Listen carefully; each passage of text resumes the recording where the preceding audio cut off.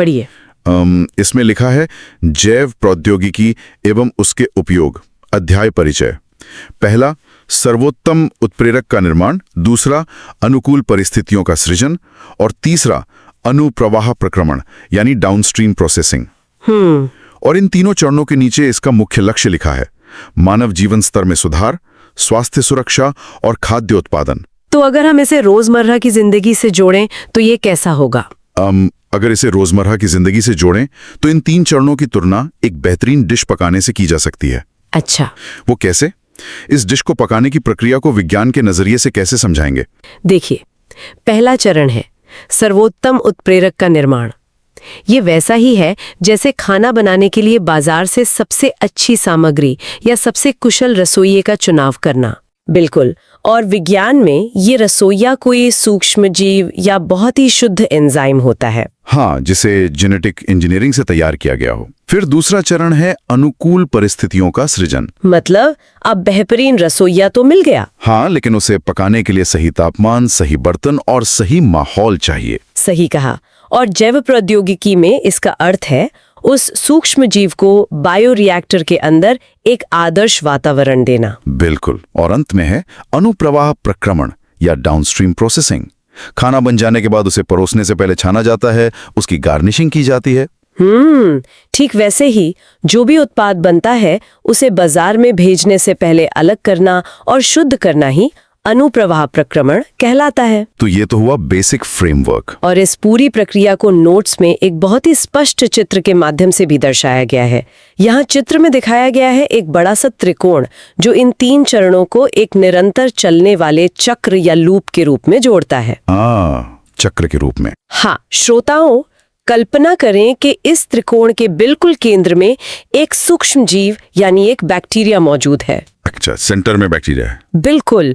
तीर के निशान बताते हैं कि कैसे उत्प्रेरक के निर्माण से लेकर वातावरण बनाने और अंत में उत्पाद को शुद्ध करने तक सब कुछ इसी सूक्ष्म जीव के इर्द गिर्द घूमता है। तो मतलब ये एक बार होने वाली चीज नहीं है? एकदम सही। ये कोई एक बार होने वाली घटना नहीं है, बल्कि एक सतत औद्योगिक प्रक्रिया है जिसका अंतिम लक्ष्य स्वास्थ्य और कृषि में सुधार लाना है। अब मानव जीवन में सुधार की बात हो और सबसे बुनियादी जरूरत यानी भोजन का जिक्र ना हो, ऐसा तो हो नहीं सकता। बिल्कुल नहीं। इसलिए नोट्स का अगला हिस्सा सीधे कृषि की ओर मुड़ता है। मैं कृषि में जैव प्रौद्योगिकी, समस्याएं और समाधान वाले हिस्से को पढ़ता हूँ। हाँ, बताइए क्या लिखा है? इसमें लिखा है समस्याएं।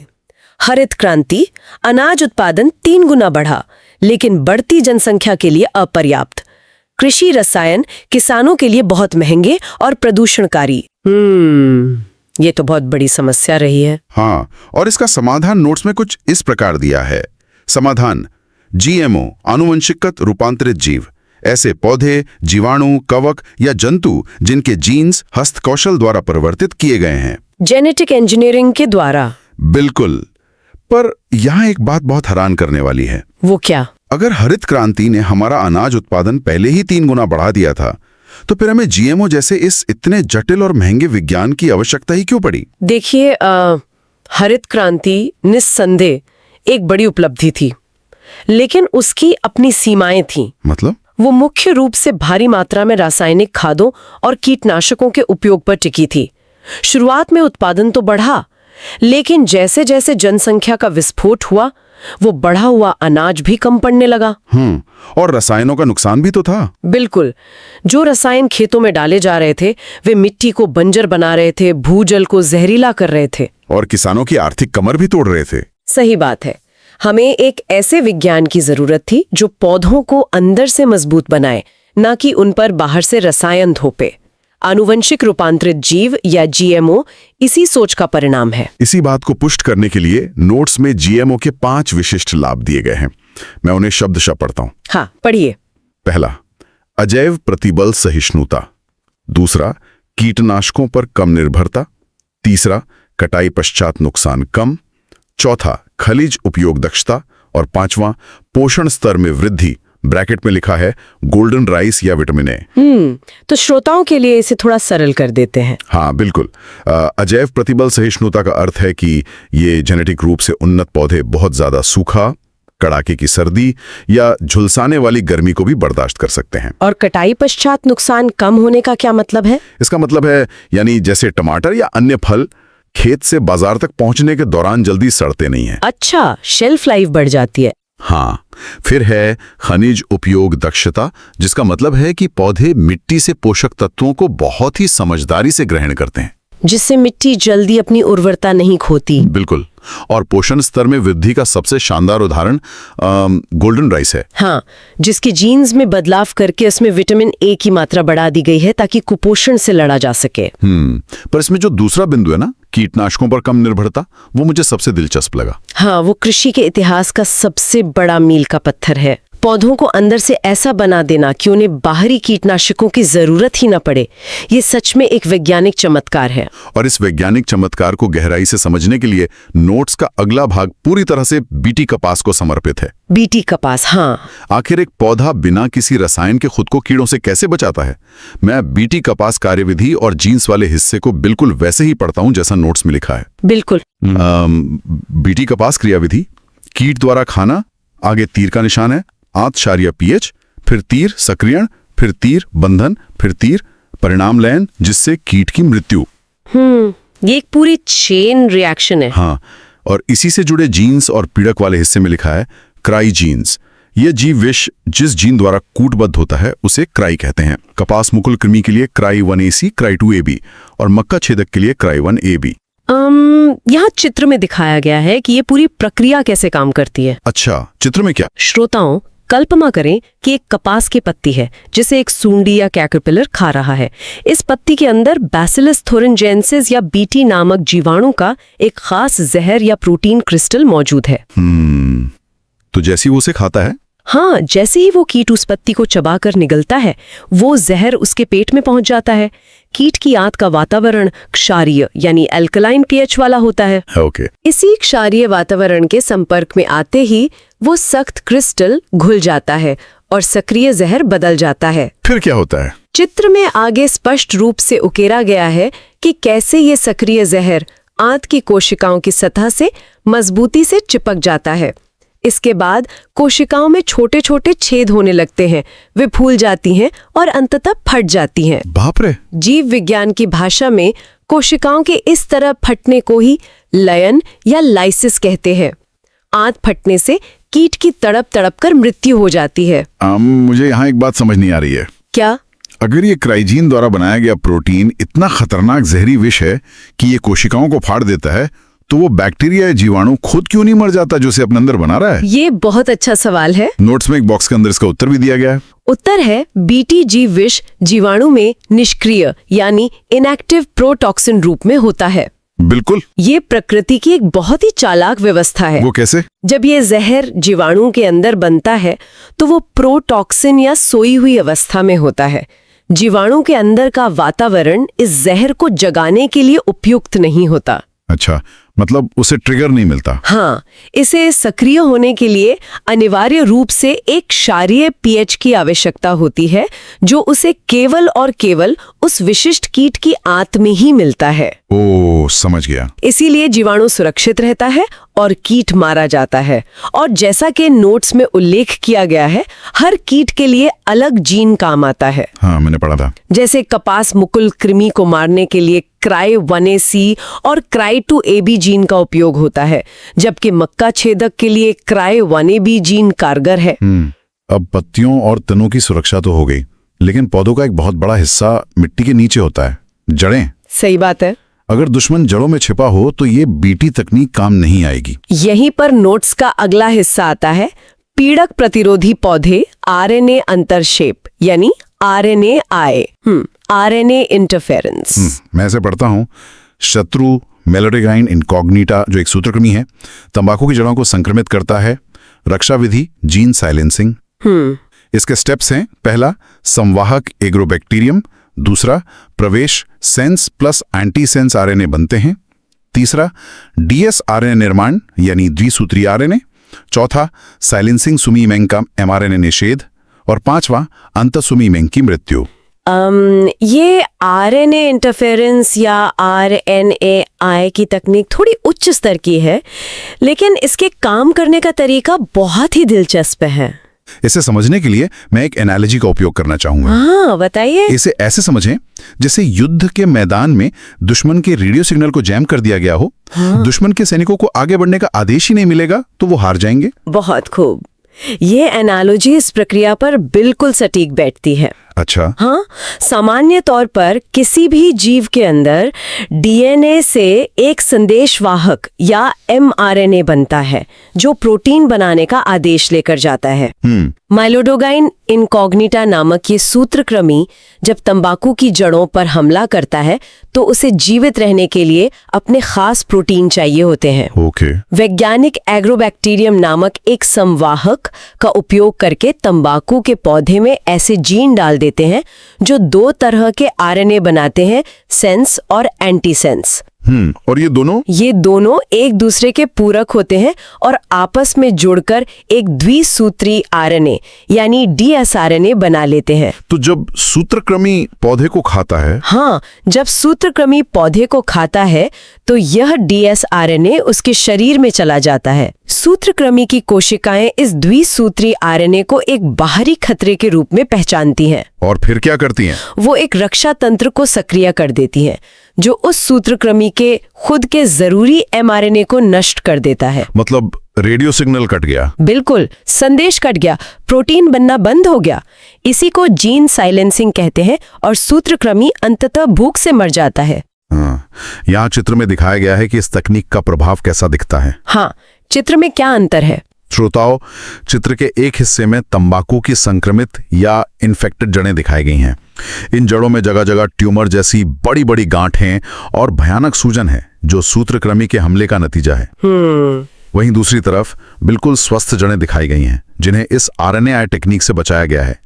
ये जड़ें बिल्कुल सामान्य, पतली और बिना किसी गांठ के हैं। यह दृश्य साफ बताता है कि यह सिग्नल जैमिंग कितनी प्रभावी है। सच में।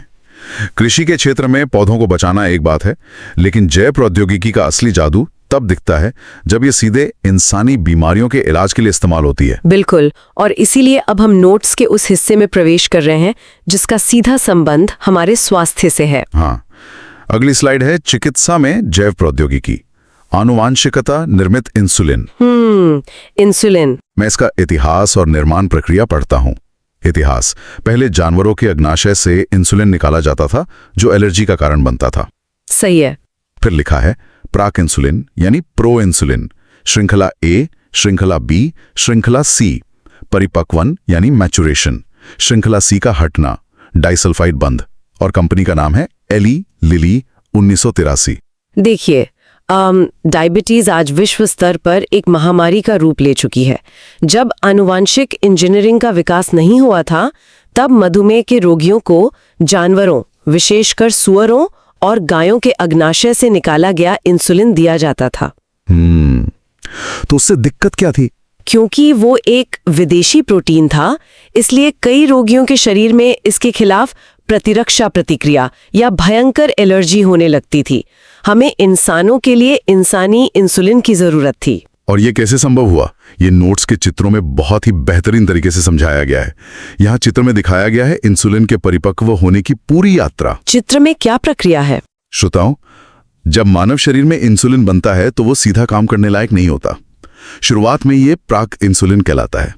चित्र में इसे एक लंबी घुमावदार श्रृंखला के रूप में दर्शाया गया है जिसमें 3 मुख्य हिस्से हैं। ए, बी और सी। हाँ, श्रृंखला ए, श्रृंखला बी और उनके बीच में मौजूद श्रृंखला सी।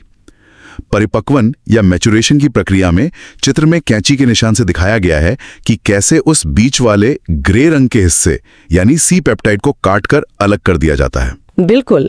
इसके हटने के बाद केवल ए और बी श्रृंखलाएं बचती हैं जो आपस में डाइसल्फाइड बंध के माध्यम से मजबूती से जुड़कर एक परिपक्व इंसुलिन बनाती हैं। और यहीं पर 1983 में अमेरिकी कंपनी एली लिली ने इतिहास रचा। उन्होंने क्या किया? उन्होंने ई कोलाई बैक्टीरिया के प्लाज्मिड में मानव इंसुलिन की ए और बी श्रृंखलाओं के जीन अलग अलग डाले।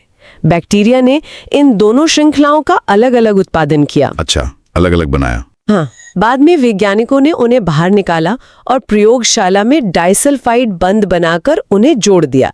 इस तरह दुनिया का पहला आनुवंशिकतर निर्मित मानव इंसुलिन तैयार हुआ, जिसे ह्यूमिलिन नाम दिया गया। इंसुलिन एक चमत्कारी दवा है, लेकिन है तो दवा ही जिसे मरीज को जीवन भर बाहर से लेना पड़ता है। नोट्स का अगला हिस्सा एक कदम और आगे जाता है, मतलब जहां दवा की नहीं बल्कि बीमारी की जड़ को ही खत्म करने की बात की गई है। जीन चिकित्सा। हाँ, मैं पढ़ता हूं, जीन चिकित्सा और आणविक निदान। जीन चिकित्सा की परिभाषा, बच्चे या भ्रूण में चिन्हित जीन दोषों का सुधार करना। इसके नीचे 1990 की एक बेहद महत्वपूर्ण क्लिनिकल केस स्टडी दी गई है। प्रथम सफल प्रयोग 1990, रोगी 4 वर्षीय लड़की, रोग एडीए की कमी, प्रभाव प्रतिरक्षा तंत्र की विफलता। एडीए यानी एडेनोसिन डीअमीनेज। हाँ, इसके इलाज के 4 चरण भी नोट्स में स्पष्ट रूप से लिखे हैं। पहला, रोगी से लसीकाणु निकालना। दूसरा, संवर्धन। तीसरा, सक्रिय एडीए का सीडीएनए प्रवेश कराना। और चौथा, वापस रोगी में डालना। ये चिकित्सा विज्ञान का एक ऐसा क्षण था जिसने पूरी दुनिया को चौंका दिया था। वो क्यों? देखिए, एडीए एंजाइम हमारे शरीर के प्रतिरक्षा तंत्र के काम करने के लिए बेहद जरूरी है। इस 4 साल की बच्ची के डीएनए में वो जीन ही गायब था जो ये एंजाइम बनाता है। तो इसका मतलब उसका इम्यून सिस्टम? हाँ, उसका शरीर छोटी सी सर्दी खांसी से भी नहीं लड़ सकता था। यहाँ चित्र में दिखाया गया है कि कैसे इस बच्ची का इलाज किया गया। जी श्रोताओं, कल्पना कीजिए कि पहले उस छोटी बच्ची के शरीर से खून निकाला जाता है। उस खून में से लसीकाणु यानी हमारे शरीर की रक्षक श्वेत रक्त कोशिकाओं को अलग किया जाता है, व्हाइट ब्लड सेल्स। हाँ, फिर प्रयोगशाला में एक पेट्री डिश के अंदर उन कोशिकाओं की संख्या बढ़ाई जाती है, जिसे संवर्धन कहते हैं। इसके बाद एक निष्क्रिय वायरस का उपयोग करके प्रयोगशाला में तैयार किया गया सक्रिय एडीए का सीडीएनए उन कोशिकाओं के अंदर डाल दिया जाता है। मतलब अब वे कोशिकाएं जीन के स्तर पर ठीक हो चुकी हैं। बिल्कुल। अंत में एक ड्रिप के माध्यम से उन सुधारी गई कोशिकाओं को वापस उस बच्ची की नसों में चढ़ा दिया जाता है। ये प्रक्रिया सुनने में जितनी जटिल है, इसका परिणाम उतना ही जीवनदायी था। बच्ची का प्रतिरक्षा तंत्र काम करने लगा। लेकिन नोट्स में इस पूरी प्रक्रिया के नीचे एक बहुत बड़ा लाल रंग का चेतावनी चिन्ह है। चेतावनी? हाँ, वहां लिखा है, यह स्थायी उपचार नहीं है। स्थायी उपचार भ्रूणीय अवस्था में जीन प्रवेश। अगर हमने बच्ची के शरीर में सही जीन डाल दिया है और वो काम भी कर रहा है, तो फिर ये इलाज स्थायी क्यों नहीं है? देखिए, इसका कारण हमारे शरीर की कोशिकाओं की प्रकृति में छिपा है। जो लसीकाणु या लिम्फोसाइट्स बच्ची के शरीर में डाले गए, वे अमर नहीं होते। अच्छा, उनकी लाइफ साइकिल होती है? हाँ, उनकी एक निश्चित उम्र होती है। कुछ हफ्तों या महीनों बाद वे कोशिकाएं प्राकृतिक रूप से मर जाती हैं। जब वे सुधारी गई कोशिकाएं मर जाती हैं, तो शरीर में फिर से एडीए की कमी हो जाती है। तो फिर से खून चढ़ाना पड़ता होगा? बिल्कुल। इसलिए रोगी को समय समय पर अस्पताल जाकर ये आनुवांशिक रूप से सुधारी गई कोशिकाएं फिर से चढ़वानी पड़ती हैं। तो स्थायी इलाज कैसे होगा? अगर वैज्ञानिक चाहते हैं कि इलाज जीवन भर के लिए स्थायी हो, तो ये सही जीन गर्भावस्था के दौरान भ्रूणी अवस्था में ही डालना होगा।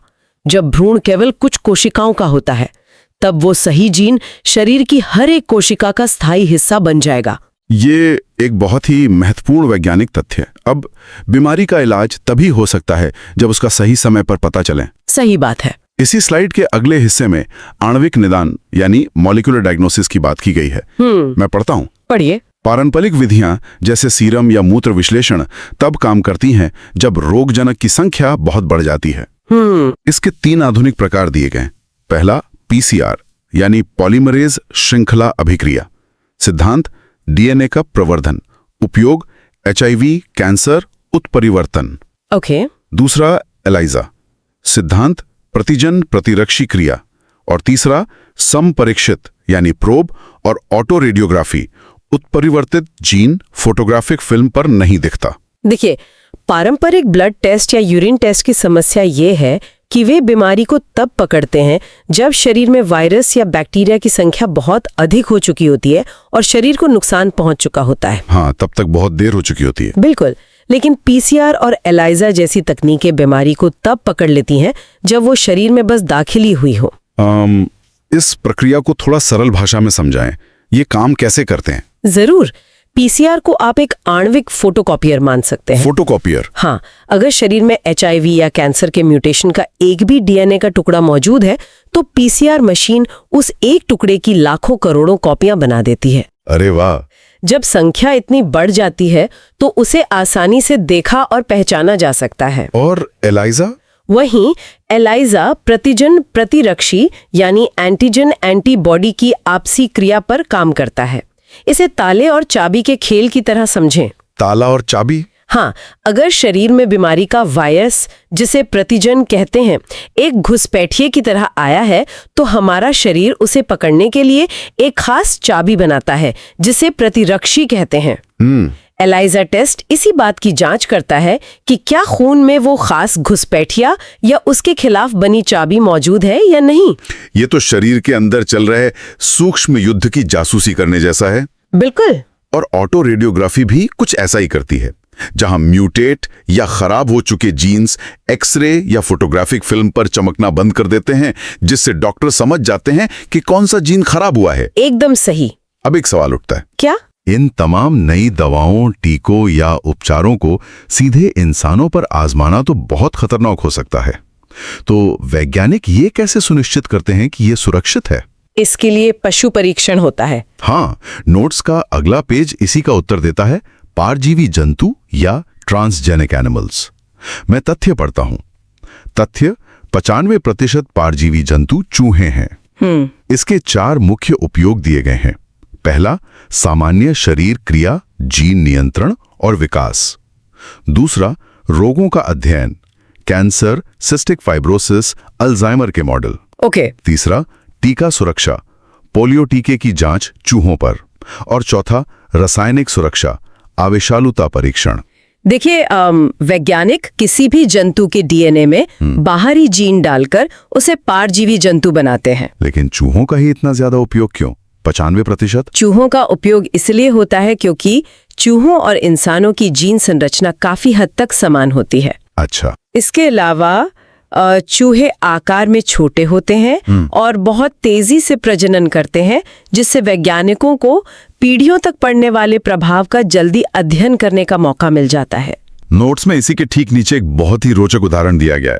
रोजी, प्रथम पारजीवी गाय, 1997।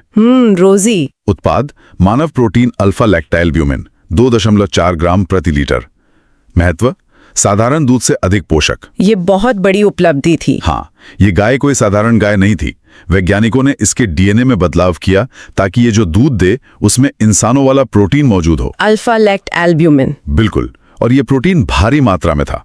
इसका सीधा सा मतलब ये था कि रोजी गाय का दूध मानवीय शिशुओं के लिए साधारण गाय के दूध की तुलना में बहुत अधिक पोषक, संतुलित और पचने में आसान था। ये सच में विज्ञान का एक सुंदर उपयोग है। बिल्कुल है।